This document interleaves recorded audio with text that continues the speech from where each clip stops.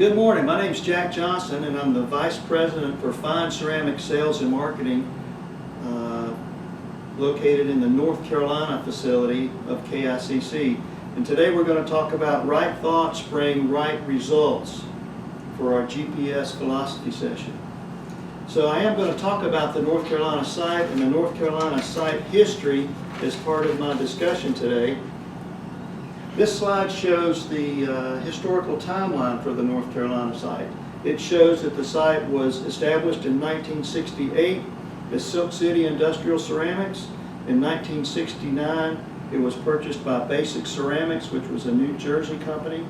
In 1974, it was purchased by Feldmühle AG, that was named American Feldmühle Corporation at that point. And then in 1979, it started as a joint venture between Kyocera and Feldmühle, with 51% Kyocera and 49% Feldmühle owned at that point in time.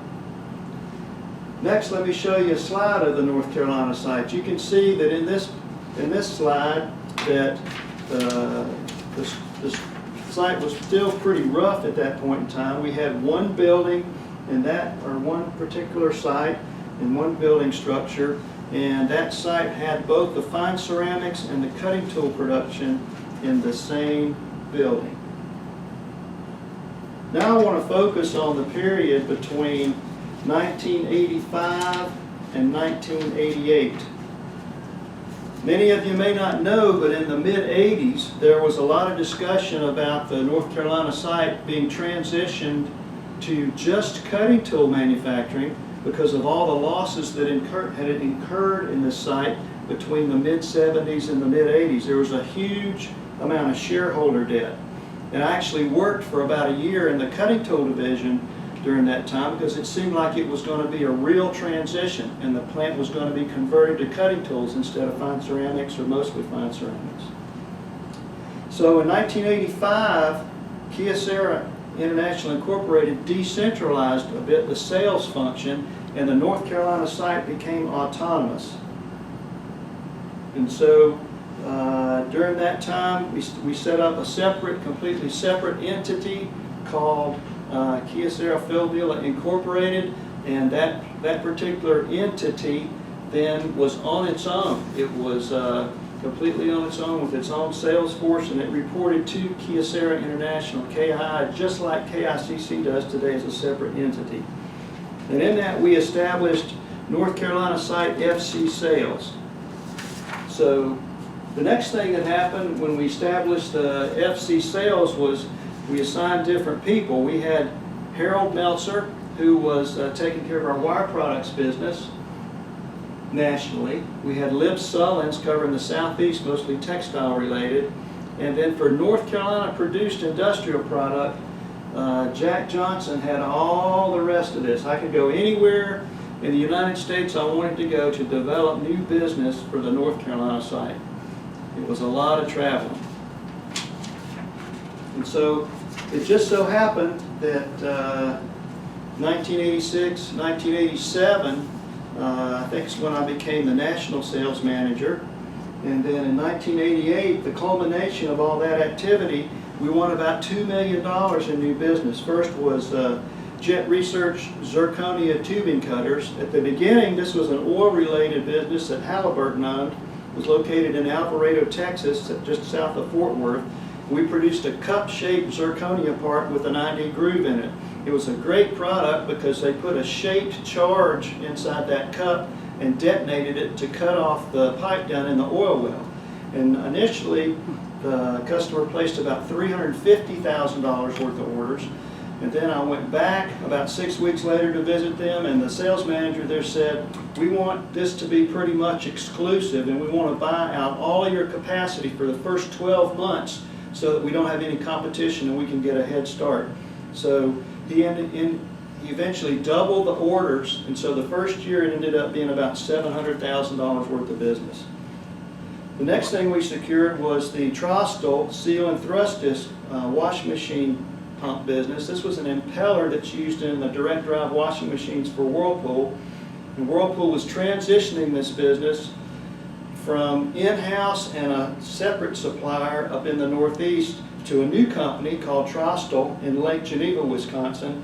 And during the transition, I was covering both the old customer and the new customer.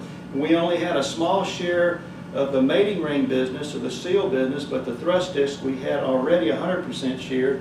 And when we transitioned this over to Trostel, we ended up picking up 100% of that business, and it ended up being more than $1 million a year in business for about 20 years.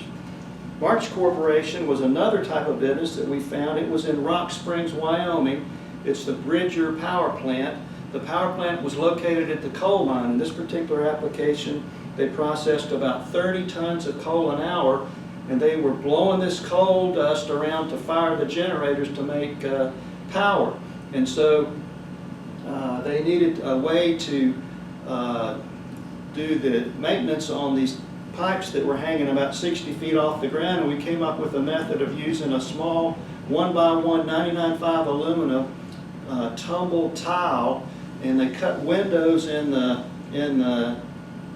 material in the tubing and piping above the floor, and install this with RTV so they can make a curved wear tile, and we're able to save the company millions of dollars in maintenance fees instead of having to take those elbows down and do it on the ground and shut the whole facility down.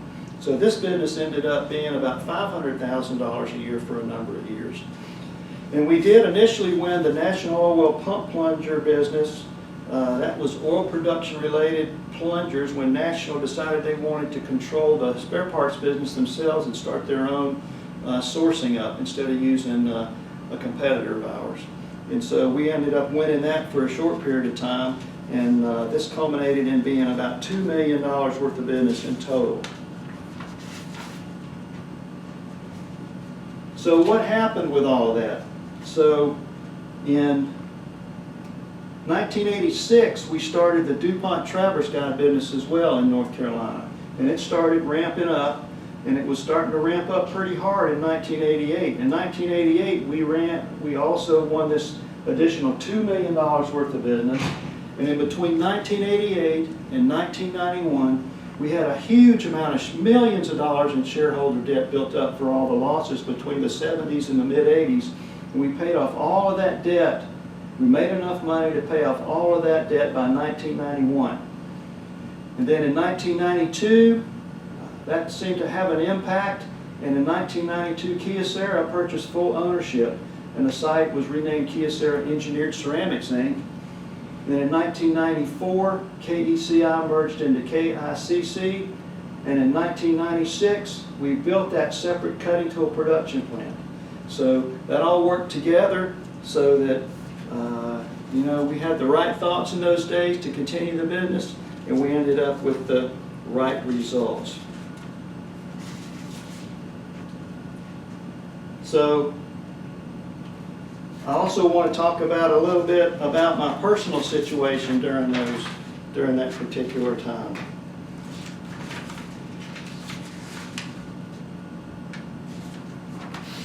So 1986 to 1988 for me were some of the best and worst years of my life personally. I've been married for about 14 years, and I had 3 children. And in 1986 and 87, I was going through a really nasty divorce. And I didn't want somebody else raising my children, and I really wanted my family restored. So I called out to God in those days. And,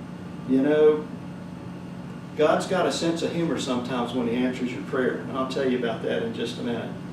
So in the spring of 87, all of this was going on. And I ended up having a banker. Again, I'm going through a nasty divorce. I had a banker call me, and he helped me work through the financial situation. How many times do you get a banker that calls you up and says, "Let me help you settle your issues here, buddy"?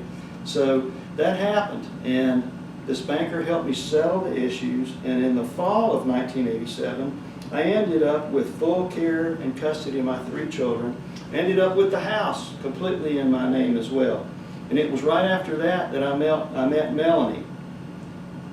And and Melanie had 2 children. Remember, I had 3.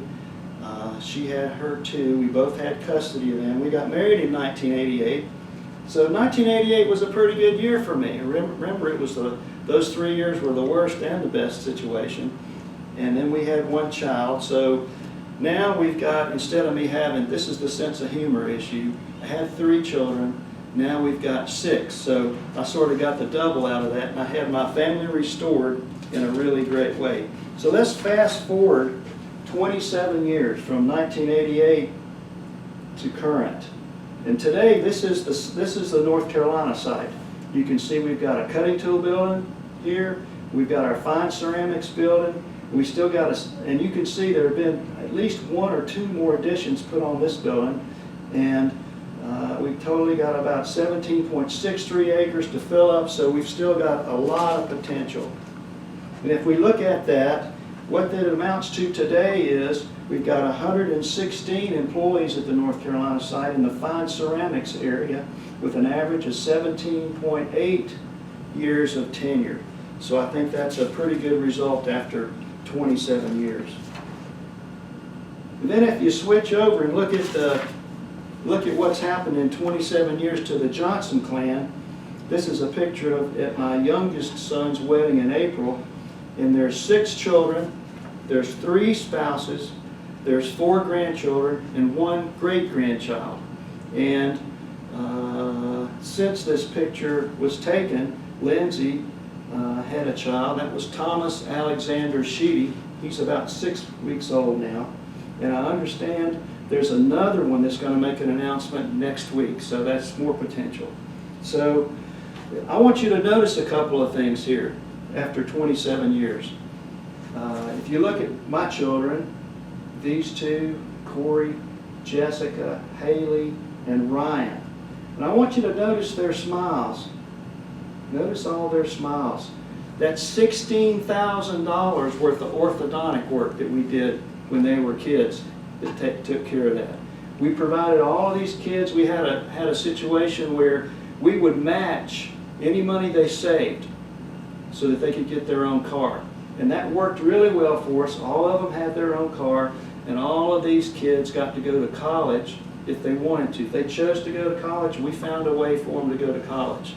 So what does this speak about? This speaks about stability. If you look at Kyocera after, just from 1988 till now, how many companies do you know that have lasted from 1969, right, until current, right? So the stability that we have at work directly transitioned in my career is directly transitioned over to the stability and being able to provide for the needs of all these children. And so again, we're talking about right thoughts bring right results, and I think in both cases, right thoughts brought right actions and they brought right results. Thanks.